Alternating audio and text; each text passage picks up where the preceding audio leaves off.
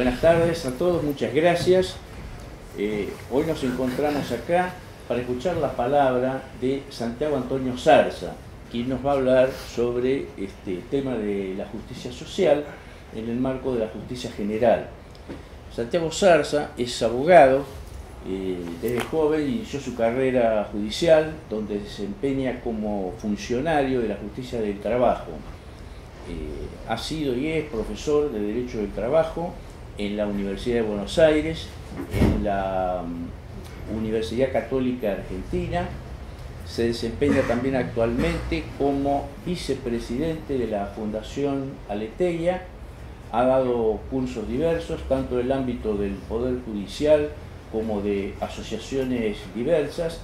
Y bueno, hoy nos va a hablar sobre este tema, que es un tema de permanente actualidad. Gracias. Doctor Zarza. Gracias. Bueno, muy buenas noches a todos nuevamente y agradezco a las autoridades de esta prestigiosa y tan apreciada institución, el Instituto de Filosofía Práctica, el permitirme simplemente esbozar algunos lineamientos de una temática que por supuesto no se agota en una conferencia, ni mucho menos va a hacerlo en el curso, en un curso breve, porque viene tratándose desde largo tiempo y por supuesto hay opiniones diversas al respecto. Creo que el título que han propuesto ha sido muy atinado en lo que hace al concepto de justicia social en el marco de las especies clásicas de justicia, porque ha ocurrido que más allá de las relaciones clásicas que ya esbozara la escolástica, siguiendo a Aristóteles, principalmente Santo Tomás de Aquino,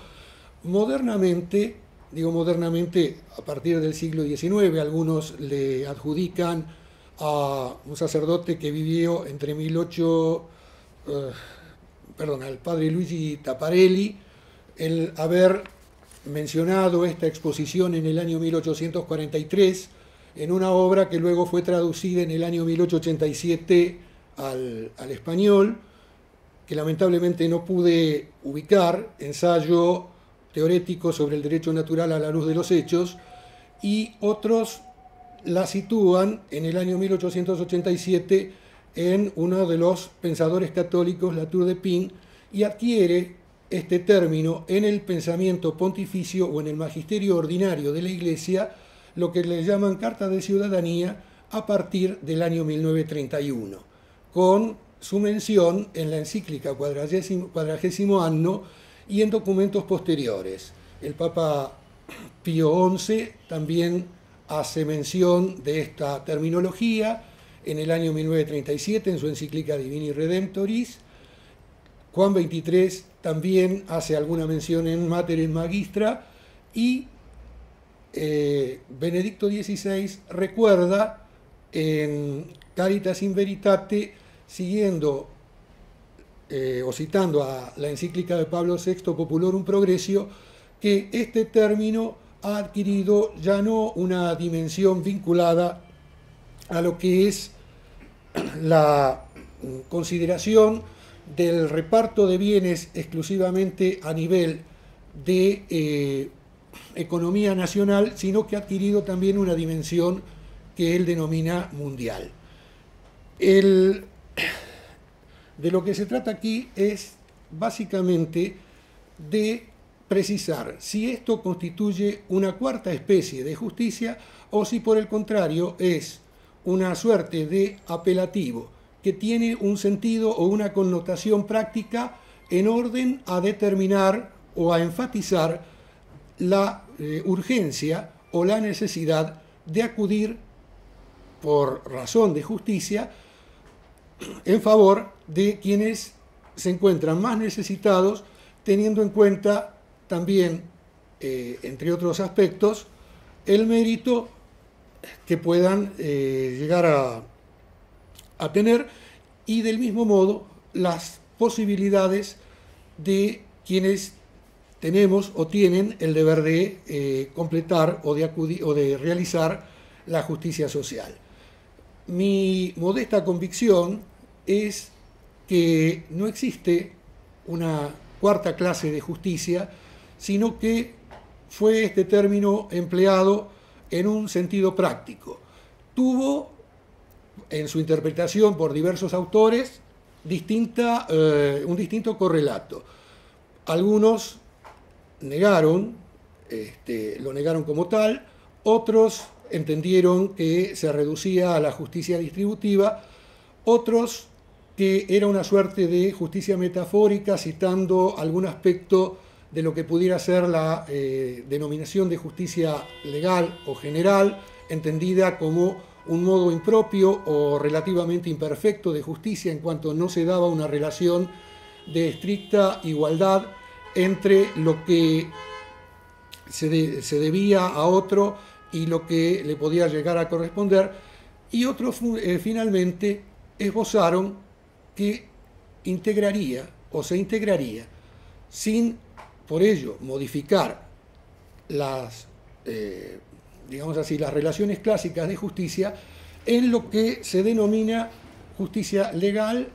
y justicia general y justicia distributiva. Básicamente, esta última opinión pareciera, desde el momento en que quienes intentan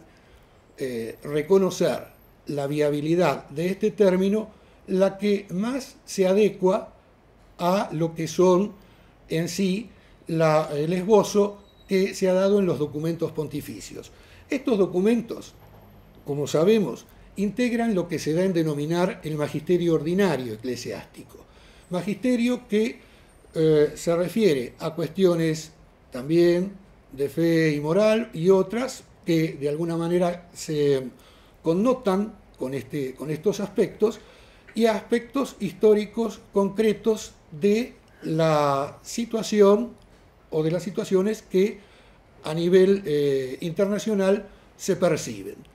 Es un magisterio que se caracteriza en lo que hace a su validez, primero por ser, o en tanto es universal, predicado por el obispo de Roma, pero en calidad de pastor universal, y en tanto esta prédica se produce a través del tiempo, o se manifiesta a través del tiempo, con coherencia, con constancia y con insistencia. El tema de la justicia social ha aparecido, como dije, en el año 1931 y hasta nuestros días sigue manifestándose. Por supuesto que si así ocurre, o si así ha ocurrido, no debemos concebir que esto es producto, sobre todo por el momento en que se manifestó, de una suerte de capricho o ayornamiento de la autoridad eclesiástica respecto de precisar de alguna manera más comprensible o de pretender dejar de lado las relaciones clásicas de justicia. Los documentos que me permití brevemente seleccionar y que con el permiso de ustedes me voy a permitir citar, por lo menos en alguna de sus frases, y les pido un poco de paciencia y algo de disculpas también por la lentitud que pueda tener en su lectura, manifiestan sí coherencia, manifiestan constancia, manifiestan insistencia en la terminología y barrunto que apuntan justamente a destacar el siguiente aspecto. Cuando Pío XI se plantea el tema, lo hace estando precedida su consideración por apreciaciones vinculadas a la decadencia que en materia económica ha generado o generó el sistema liberal capitalista o el capitalismo imbuido del liberalismo, y a las consecuencias que desde la inmanencia se pudieron manifestar o a través de los sistemas comunistas y, por supuesto, socialistas. señalando muy bien y claramente en la segunda encíclica que mencioné, Divini Redemptoris, que el socialismo como acción, como doctrina, como hecho histórico, resulta totalmente incompatible con el cristianismo, y que por otro lado además, quien pretenda creer que por no predicar el socialismo mitigado, la lucha de clases, ni apuntar a la eliminación de la propiedad particular, pueda ser compatible justamente con el catolicismo y pueda un católico afiliarse o allegarse al socialismo. Por el contrario, él demanda en esa encíclica una más profunda defensa de los valores cristianos y, a partir de la prédica vigorosa, atraer justamente a quienes en la confusión han optado erróneamente por volcarse a a la militancia socialista, señalando que, como primera medida, la incompatibilidad surge de pretender fundar una ciudad terrena sin arraigo en Dios, una ciudad que no puede hermanar a los hombres, sino en todo caso los acercará o los juntará, pero que no tiene, de última, el fundamento espiritual suficiente para lograr un auténtico desarrollo, una auténtica, lo que hoy llamaríamos promoción humana, una plenitud de la persona. Cuando Pío XI, en 40º año, decía, realiza esta terminología, apunta justamente, o viene precedida en función de la, digamos así, de la desfavorable situación que generó la aplicación en materia económica del capitalismo liberal. De allí que algunos autores postulan que, dada la forma en que aparece mencionada en el número 58 de la encíclica que acabo de comentar, o que acabo de mencionar, se podría llegar a identificar justicia social y justicia distributiva. Yo entiendo modestamente que la idea es llamar la atención de los cristianos de su tiempo, y en definitiva de todos los tiempos, sobre la incompatibilidad y sobre la perversión a que el liberalismo lleva. Y esto también tiene una manifestación en la encíclica, cuando él, más allá de lamentarse por todo esto, invita a quienes se han alejado justamente de los principios rectores de la economía sometida, o mejor dicho, gobernados por la ética cristiana,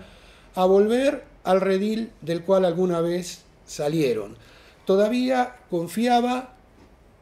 creo yo, con exquisita caridad, en la posibilidad de institucionalizar, es decir, generar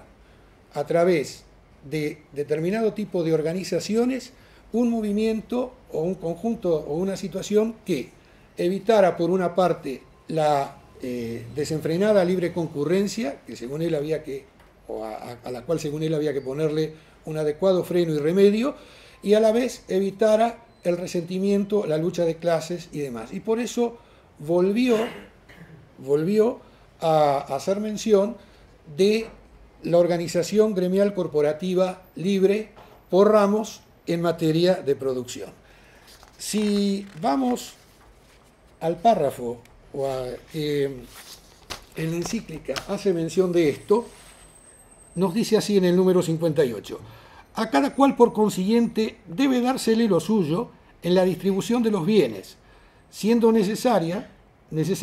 que la partición de los bienes creados se revoque y se ajuste a las normas del bien común o de la justicia social, pues cualquier persona sensata ve con gravísimo trastorno ve con gravísimo trastorno, acarrea consigo entre esta enorme diferencia social entre unos pocos cargados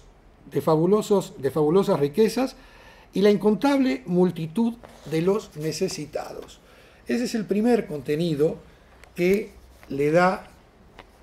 esta denominación, o en la cual esta denominación es empleado.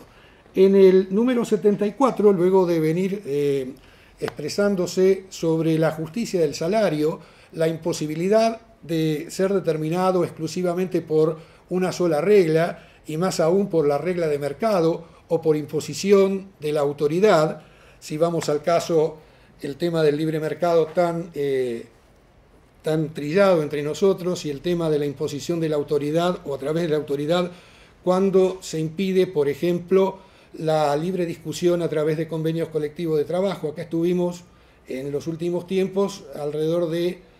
11 años o un poco más, 13 años, desde la ley 22.307 hasta que se reformó, sin posibilidad de una sana determinación, o por lo menos presentación de acuerdos homologatorios que se refirieran a condiciones de trabajo y a salarios. Y nos dice, a propósito de esto, hay otro punto de no menor importancia en nuestro tiempo, sumamente necesario, o sea que en la oportunidad se dé trabajar a quienes pueden y quieren hacerlo. Y también nos dice en el mismo número 74, es contrario por consiguiente a la justicia social disminuir o aumentar excesivamente por la ambición de mayores ganancias y sin tener en cuenta el bien común los salarios de los obreros, y esa misma justicia pide que en unión de mentes y voluntades, es decir, en una situación de auténtica concordia, no de acuerdo, de negociado, de vislumbrar aspectos sectoriales, de mentes y voluntades, y en la medida en que fuere posible, los salarios se rijan de tal modo que haya trabajo para el mayor número y que puedan percibir una remuneración suficiente para el sostenimiento de la vida. Esto es ampliado y sistematizado en la encíclica Mater et Magistra por Juan XXIII, cuando, a propósito de la justicia social y de la valorización o revalorización de la relación entre los integrantes del proceso económico que tienen presentes a la modalidad del asalariado,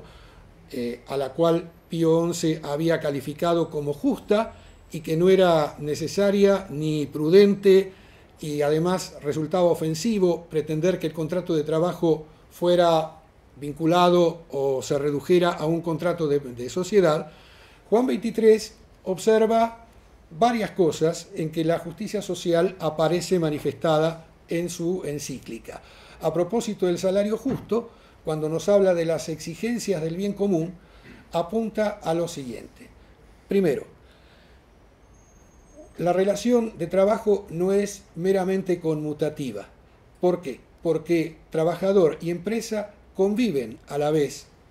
como comunidad de personas en una comunidad mayor, que es la comunidad política, en la cual nacen, se desarrollan y en definitiva se manifiestan en orden o en favor de la producción o transformación de bienes, no solo en beneficio de las ganancias que se puedan obtener, no solo del prestigio que se pueda alcanzar, sino en función de todos aquellos que en esa comunidad hacen posible que esa empresa exista y que esa posibilidad de dación de trabajo y de subsistencia de la persona exista. Entonces, frente a esto,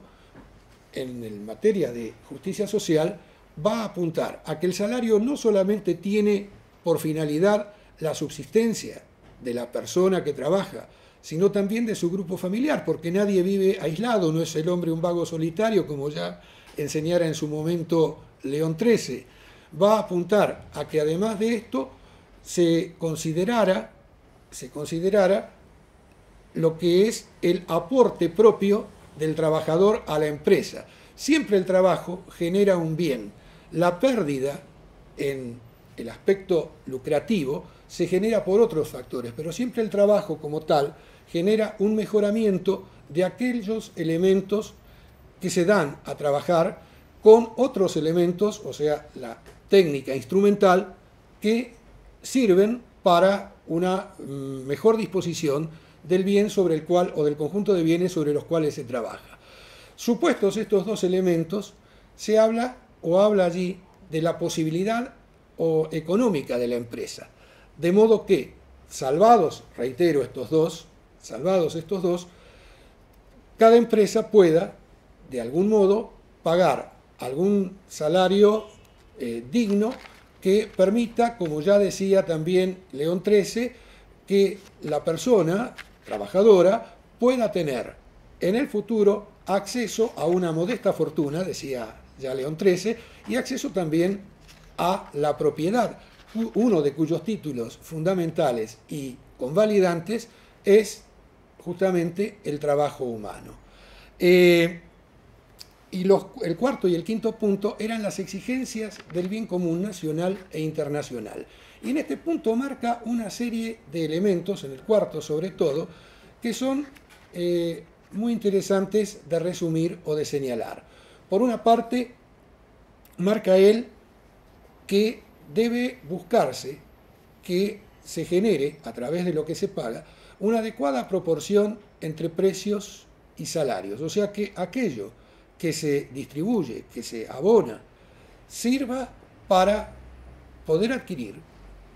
lo que hace a una vida digna, no solamente desde el punto de vista material, sino acceder a bienes superiores que tienen que ver básicamente con la educación, los bienes de cultura, etcétera, etcétera, y por supuesto dejar abierta o favorecer lo que tiene que ver con la trascendencia de la persona y la práctica de la religión, o sea, el descanso no solo cultual, sino también, o mejor dicho, no solo natural, sino también cultual, ¿no? Cultual, que hace a permitir dar reverencia al creador de todos los bienes de la naturaleza sobre los cuales se trabaja, al creador de nuestra naturaleza, en cuya virtud somos o tenemos un modo de ser gregario, y nos podemos, inclusive a través de relaciones, incluso económicas, manifestar como tales en búsqueda de nuestra propia perfección, en conjunto con nuestros prójimos. Lo segundo es que se tienda al pleno empleo. Esto no significa, como entienden algunos hoy, reducir la cantidad de horas de trabajo para dar empleo a otros, sino generar a partir primero, de los mismos factores que atienden a la economía y con la intervención subsidiaria de la autoridad pública, las condiciones necesarias para el acceso a un empleo digno, que tendrá una pluralidad de manifestaciones según las posibilidades y capacidades de la comunidad en la cual se dan. Tercero, indicaba el evitar la formación de castas, sobre todo estáticas, principalmente entre los mismos dependientes. En cuarto lugar, venía indicando también Juan XXIII que la mayor cantidad de bienes, o que pueda ser adquirida o participada por la mayor cantidad de personas. En quinto lugar, el evitar los desequilibrios entre los distintos sectores de la producción. En sexto lugar, favorecer el desarrollo económico en consonancia con el desarrollo de los servicios públicos principalmente esenciales. O sea, no se trata esto de buscar la acumulación de riquezas ni para el sector empresarial ni para el sector laboral, sino en definitiva la de poder acceder a todo aquello que hace a nuestra condición de partícipes en una comunidad superior. Adecuar ese desarrollo y las formas y condiciones de trabajo a lo que tiene que ver con el desarrollo, o mejor dicho, el progreso de la ciencia y la técnica, o sea, no quedarnos en metodologías que más allá de lo que puedan llegar a ser contrarios a la dignidad humana o no, resulten obsoletas. Y en último lugar, algo que es importante y que uno se plantea también a futuro para nuestros hijos, para nuestros nietos, es que a través de esta situación se genere una mejor, diríamos hoy, calidad de vida para nuestra posteridad o para la generación que nos vaya a suceder. Todo esto hace justamente o lleva implícito el aspecto de la justicia social que Juan 23 ha planteado en el número 67 de Mater et Magistra. También, y volviendo a Pío XI, en el número 116, justamente y a propósito de la invitación, dice: aun cuanto afligidos por la injuria y oprimidos por el dolor paterno, estamos tan lejos de repeler y rechazar a los hijos lastimosamente engañados y tan alejados de la verdad y de la salvación, que no podemos menos que invitarlos con toda solicitud de que somos capaces a que vuelvan al seno maternal de la Iglesia. Ojalá presten oído atento a nuestras palabras. Ojalá vuelvan al lugar de donde salieron, esto es, a la casa paterna, y perseveren en ella, donde tienen un lugar propio, es decir, en las filas de aquellos que, siguiendo afanosamente los consejos promulgados por León XIII y por nos solemnemente renovados, tratan de renovar la sociedad según el espíritu de la Iglesia, afianzando la justicia y la caridad sociales. En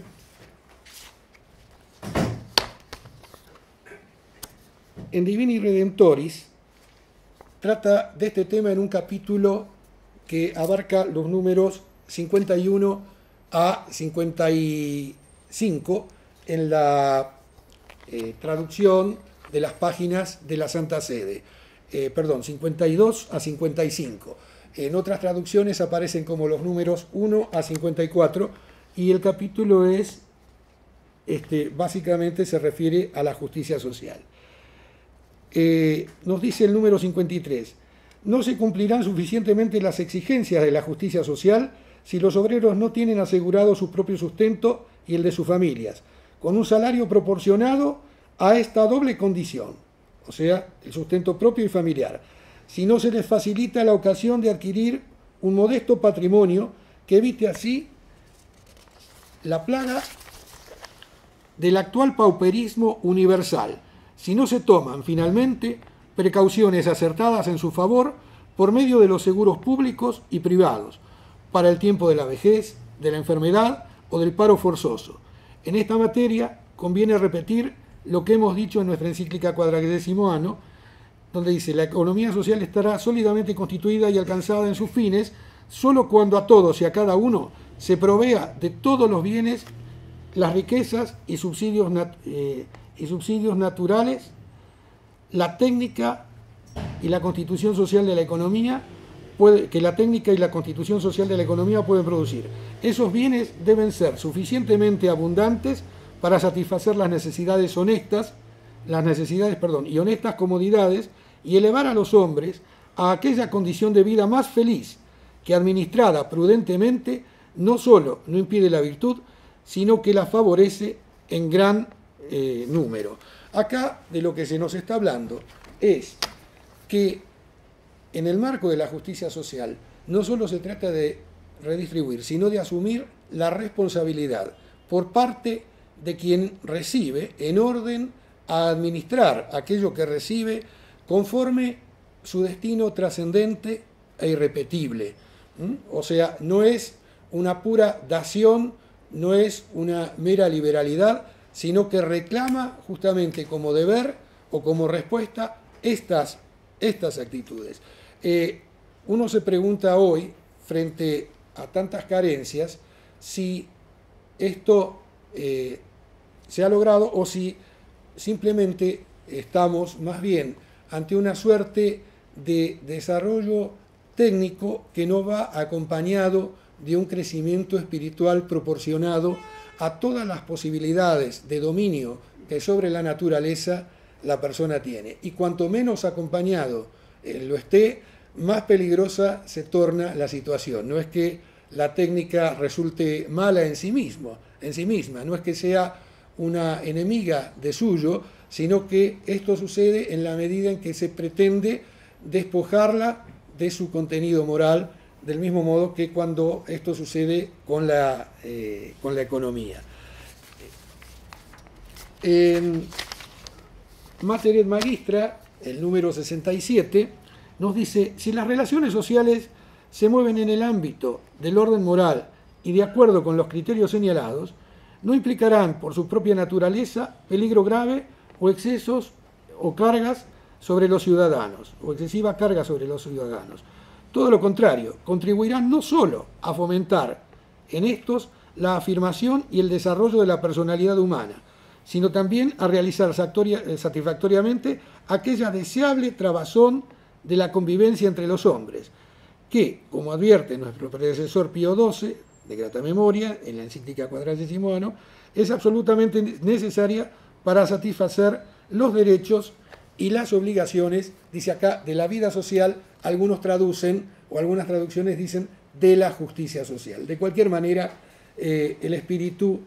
resulta el mismo en la cuestión. Así se va desarrollando todo lo que tiene que ver justamente con esta temática. Pablo VI, en la Populorum Progressio, nos va a hablar en los números 58 y 59 de los inconvenientes del desarrollo de los distintos pueblos, mencionando el tema de los bloques por entonces existentes, la cuestión de la Guerra Fría y demás, y nos dice: la regla del libre cambio no puede seguir rigiendo ella sola las relaciones internacionales. Sus ventajas son ciertamente evidentes cuando las partes no se encuentran en condiciones demasiado desiguales de potencia económica. Es un estímulo de progreso y recompensa el esfuerzo. Por eso, los países industrialmente desarrollados ven en ella una ley de justicia, pero ya no es lo mismo cuando las condiciones son demasiado desiguales de país a país. Los precios que se forman libremente, lo pone entre guiones, en el mercado, pueden llevar consigo resultados no equitativos. Es por consiguiente principio fundamental del liberalismo como regla de los intercambios comerciales el que está aquí en juego. O sea, ya no es que existan contratos y demás, sino a la luz de qué principio esos contratos se forman. Y en el número 59 dice: las enseñanzas de León XIII conservan su validez el consentimiento de las partes, si están en situaciones demasiado desiguales, no basta para garantizar la justicia del contrato. Acá se refiere a contratos de intercambio, como vimos, de tipo comercial e industrial, no necesariamente al contrato de trabajo. La regla del libre consentimiento, nos dice, queda subordinada a las exigencias del derecho natural. Y lo que era verdadero acerca del justo salario, dice, lo que era verdadero acerca del justo salario individual, lo es también respecto de los contratos internacionales. Una economía de intercambio no puede seguir descansando sobre la sola ley de la libre concurrencia, que engendra también demasiado a menudo la dictadura económica. El libre intercambio solo es equitativo si está sometido a las exigencias de la justicia social. Y tenemos también algunos textos ya de Juan Pablo II en Labor en Exercens, en Solicitud de Rey Sociales, y algún texto que menciona tangencialmente Benedicto XVI en Caritas in Veritate. Básicamente, lo que entiendo a la luz de estos documentos es, reitero, que no se trató de una nominalización de un término a modo de ayornamiento, que no tuvo que ver o que tampoco significa que este término sea un capricho o un desliz del magisterio en la medida en que lo viene reiterando este magisterio ordinario de manera constante, coherente, insistente. Que no nos tenemos que asustar frente a al nombre que se le da, simplemente encontrar cuál es el sentido de esto, porque no hay más relaciones de justicia que aquella que va de la parte al todo, o de la persona a la sociedad, y en esta a cada miembro de la sociedad en cuanto tal, aquella otra que de la sociedad o de los gobernantes o de todos aquellos que en definitiva son responsables de dirigir grupos o asociaciones intermedias, se da a los particulares o a las personas singulares a modo de igualdad, de proporción, y aquella otra que se da de parte a parte o de persona a persona. La justicia social, o la denominación que acabo de comentar, entiendo yo, incoa en lo que tiene que ver con su identificación con la justicia general y la justicia distributiva aunadas. No se puede lograr, obviamente, o buscar el bien común si segmentamos un aspecto del otro. Las relaciones se dan en forma, digamos así, paralela y continua. Supongamos, nosotros vamos a tomar un café acá a la esquina. Pedimos, obviamente como comprobante, por ahí, si nos acordamos, el ticket. ¿Qué obligación estamos cumpliendo allí? ¿O qué es lo que estamos haciendo ahí? Brevemente. Dos cosas. Pagamos el café. Lo podemos pagar sin ticket, lo podemos pagar con ticket. Cuando pagamos con ticket, de pronto estamos mínimamente, con un pequeño granito de arena,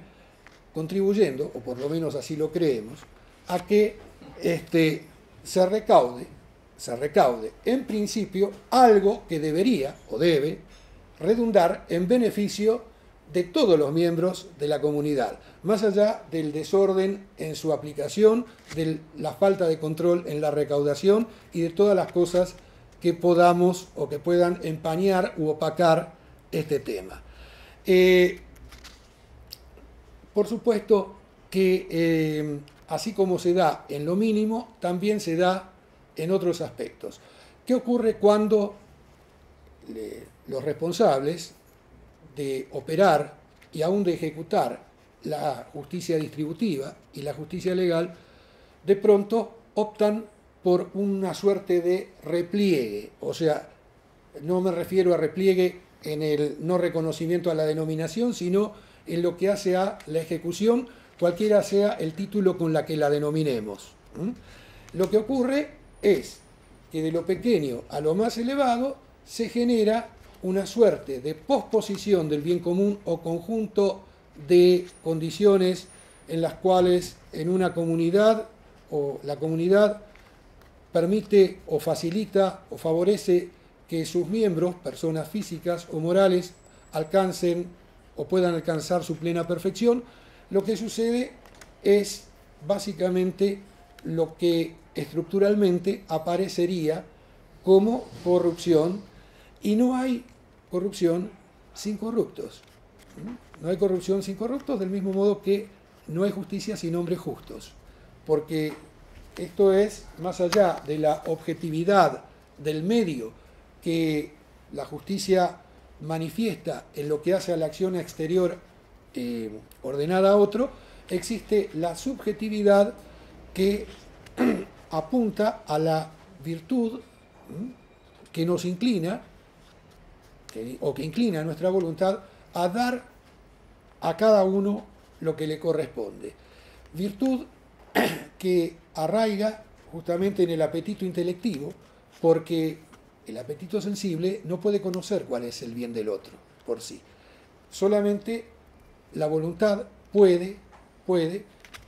y proponerse o tener como propósito de manera constante, esto es, no hoy, o mejor dicho, hoy sí, mañana no, sino siempre, y hacerlo con firmeza apuntar justamente a esa práctica de virtud. Esto, que es la justicia social, empieza, o mejor dicho, principia y tiene también como sustento el ejercicio de lo que es la justicia conmutativa. O sea, no porque la integre, sino porque en definitiva quien es incapaz de dar lo suyo a quien le corresponde, difícilmente vaya a aportar nada para el bien común. Por supuesto que tanto la justicia legal como la distributiva, y en este caso, si la englobamos, la justicia social, aparece como eminente sobre la conmutativa, no en cuanto a la relación de igualdad de lo que se debe y lo que se da, sino en cuanto al objeto, al objeto de la misma, que es un bien superior al simplemente individual, es el bien común, y en cuanto también a lo que hace a los términos o a los sujetos, por cuanto la comunidad, unidad de orden que comprende a todos los miembros, sin fosilizarlos, diríamos, sin cosificarlos, es superior en este aspecto a lo que tiene que ver con las partes. Bueno, yo quedo a disposición de ustedes para las preguntas que quieran hacer. Les agradezco la atención y les pido mil disculpas y agradezco sobre todo la paciencia cuando he tenido que leer.